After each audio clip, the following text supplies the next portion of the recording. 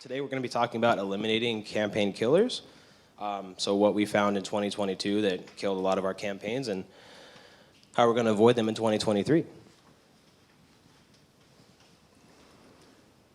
All right. So to begin, the first killer is being clever to a fault. So what is this? Basically being too wordy in the email. Right off the bat, it's kind of wordy if you look at it, right? If I read a little bit of it, I'll read the middle sentence. Recently, we've seen clients realize 6 to 7-figure annual supply chain savings with the implementation of blank. If you've been looking into this previously but haven't quite cracked the Da Vinci Code, I'd be happy to chat. I've been through dozens of implementations over the years, and I'm happy to share the upsides and downsides of this direction. Wow, I'm winded. I wrote that. A little too wordy. So what we want to do is maybe simplify that a bit. Clarity is king. Think billboard effect. You know, people are busy. They get hundreds of emails a day. Let's make it quick.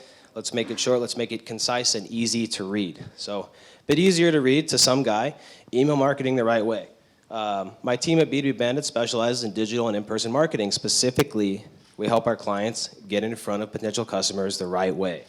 If you've been looking for help implementing or improving your digital outreach, I'm your guy. Interested. There should be an unsubscribe link there. Don't fault me for that. I just had to cut it out for readability. But you all know that already. Another killer, making an emotional decision. This involves pivoting too quickly. So if you run a digital agency, you may have clients all the time that get a bit squirmy, right? Say, oh my God, this subject line's working so much better, let's keep it. Or let's use that one instead. Bit difficult to read, but if you notice the first subject line, we've delivered over 3,000 emails for that, but it's only a 12% open rate. The bottom two, 20%, 20%, awesome, right? But only about 200 emails delivered for each one. So that's not significant, right? And it's hard to say, hey, yeah, let's go with subject C and D. So the solution is that, obviously, is rather simple. Let's be patient. We're going to wait for the truth. So in this example, a bit zoomed in, we actually did some reply rate testing. The first couple emails, we got 0 replies. So we made some adjustments, sent a couple more, and we got, okay, cool, a 0.03% reply rate on 3,000 emails is still some replies. Great. It's working a little bit. How can we make that better? The last email you see there, we got a 0.07 reply rate with over 2,800 emails sent. So it's easier to say that, hey, okay, we got the reply rate doubled, and we've sent enough to actually make the decision to say, hey, this email is working better. For context, that was just a very short sort of, hey, this is what we do email. A second solution to the pivoting too fast campaign killer is running a pre-mortem. So what this means is trying to determine what you're willing to lose and what you're going to do if that happens. So if you were at Spam House's thing earlier, you were likely playing some cards, or maybe you were out late playing some cards. So like a responsible gambler, we're going to establish a floor. What are we willing to lose on this campaign before we say, okay, it's not working, let's do something else? That also involves establishing what failure looks like. So for example, you'd say, okay, if we send 2,000 emails in a month and we get less than 10 replies, it's not working and we need to do something else. What you will do when that happens, right? So what are we going to do when we say, okay, this is a failed experiment?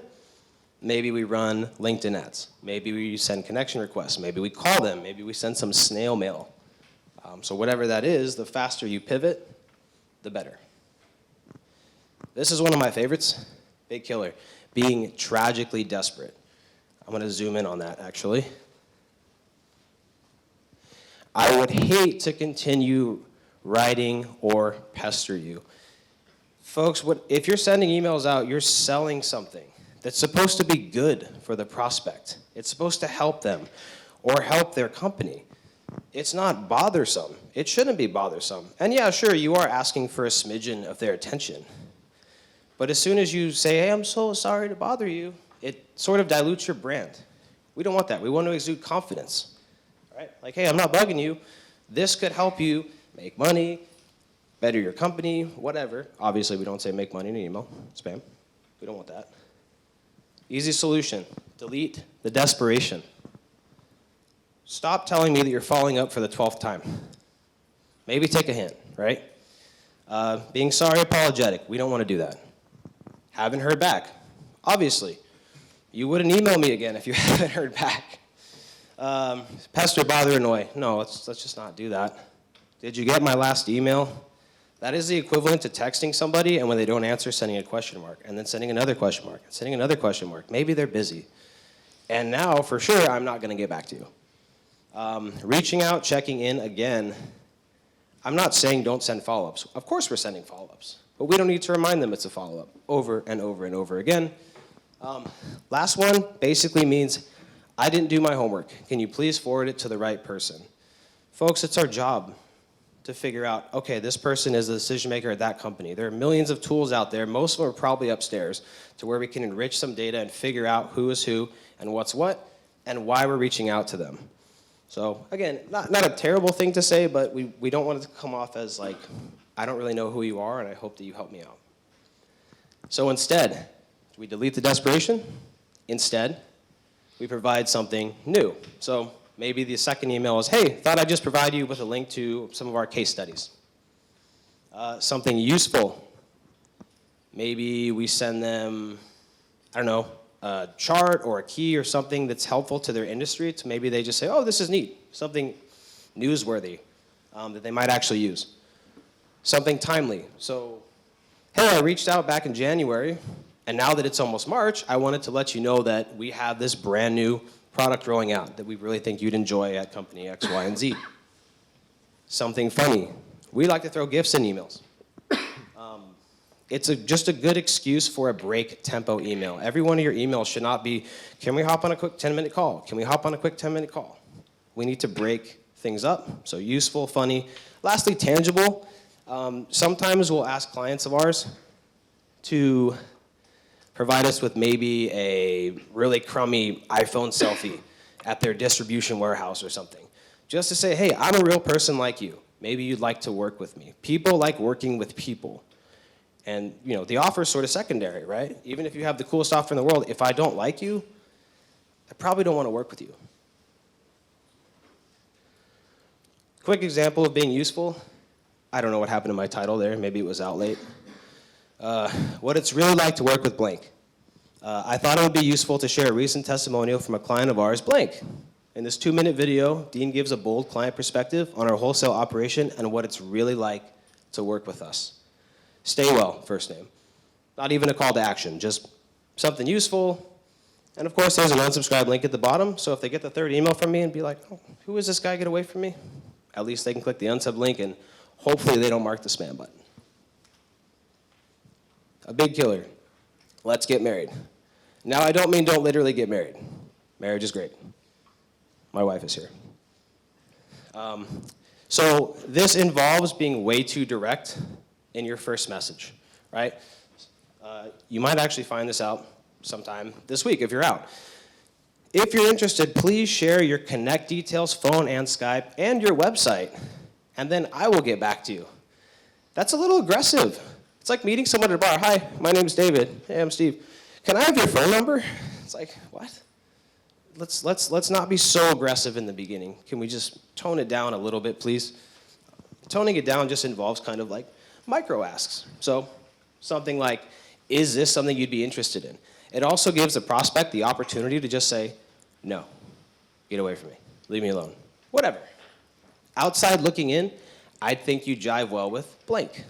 So not being so direct, but just maybe I can help. If you want to skip to the end, check out the link to see our products here. Allow them to maybe do a bit of window shopping. If you've ever been to a mall, we all know how annoying it is to have someone right behind you going, oh yeah, that shirt's on sale. Oh, you'd really like this. It's like, leave me alone. I can shop. It's okay. I can look with my eyes and I can figure out if I like it. Whether or not we end up working together, I hope we can connect. Just the secondary goal would just be, hey, let's remain friends. Maybe I can send you a referral and vice versa. Lastly, event-based. We all know we're all at an event, right? I'm heading to X event on blank. You should drop into our pre-party. So whether or not you actually set up some sort of a pre-party or anything like that, using an event as sort of a middle ground to meet up with a potential prospect kind of shows that, hey, we're on the same page. We're going to be here together, right? We should cross paths if we do. Solution B, let's remove some stuff. Again, I didn't do my homework. If this is the wrong number, point me to your hotter friend. It's the equivalent of saying, hey, I found your number on a bathroom stall. Is this really Susie? Come on, guys. There's enrichment software everywhere. We know who we're emailing. Schedule a call, demo, conversation in the first ask. This isn't always wrong, but I'd recommend testing. Sometimes it's too high of a gap to jump. Let's just keep it short. Please fill out this gigantic form, right? Everyone's busy. If they happen to open your email and then read your email and go, I'm interested, and then click through, and then it's like 10 things, including blood type, mother's maiden name, all this stuff. It's like, that sounds like a lot of work. Bonus points if you can get it to autofill. That would be helpful, but keep it short. What are your pain points? What if they don't have any? What if they're just rocking it right now? And then you're kind of insulted them right off the bat. It's like, dude, my company's fine. You know, it could be better, of course, but that sort of insinuates that, hey, we think you're struggling, so we can help you. It's like, I'm not. I want to partner with you.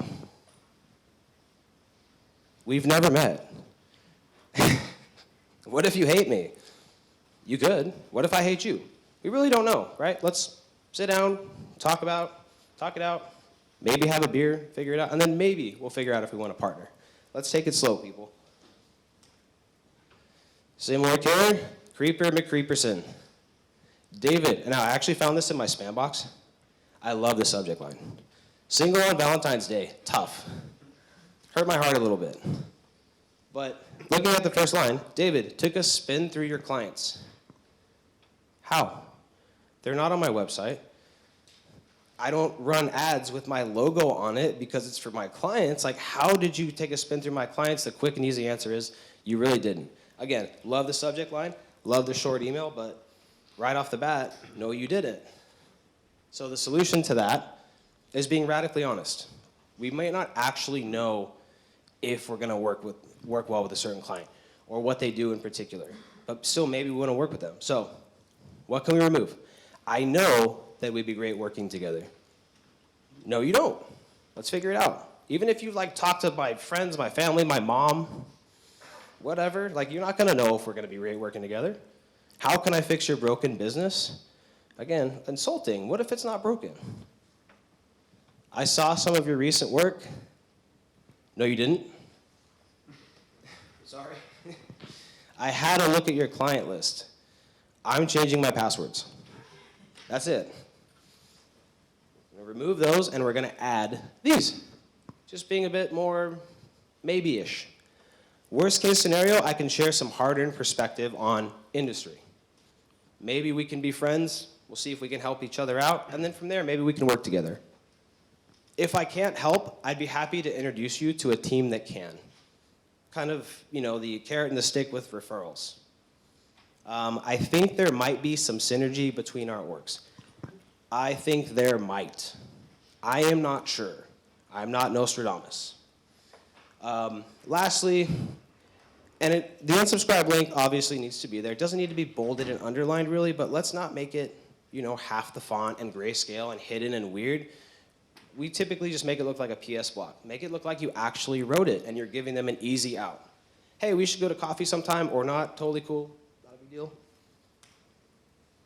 Quick example, let's work together, ... maybe. I did some light research on company earlier in the week. Without digging too deep, I felt that we might have some synergy between our businesses.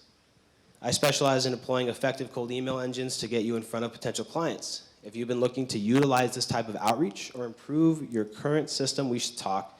Interested. And David, why isn't there an unsubscribe link? Because I cut it off.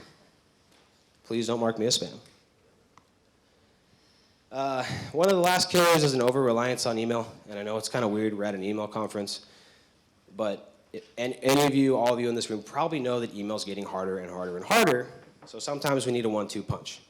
Photo on the left is a photo of Pacific Coast Highway, the coast of California. If you've ever driven that road and seen it blocked or mudslide, you know what a pain it is to have to stop, go all the way down and all the way up around. One channel, not so great. Bonus points if you recognize the show on the right. Hint, it's Andor. One way out, not ideal. The reason being, spam rates. So Yeah, this is a screenshot I actually took from a campaign I ran. That hurts. One day, January 9th, a 20% Google user spam rate on my campaigns with unsubscribe links. That hurts my soul. What it tells me, though, is no matter what you write and what you send and how well you clean your list and target, you cannot really control what prospects are going to do. And that being said, we need to spread our eggs around. Spreading the burden. SMS, LinkedIn, ads, sort of a surround sound effect, direct outreach via connection requests. Snail mail too. My business actually sends out Christmas cards every year. Just a way to kind of keep in touch with people. We usually hire someone to just do a little comic or something dumb, just to say, hi, we're still alive, and we know you still have a mailbox, and you're probably sick of getting emails from us. So any way you can spread it around. Obviously, we got cold calling in there too. I just didn't put a picture of a phone. Preguntas. Recipes for paella.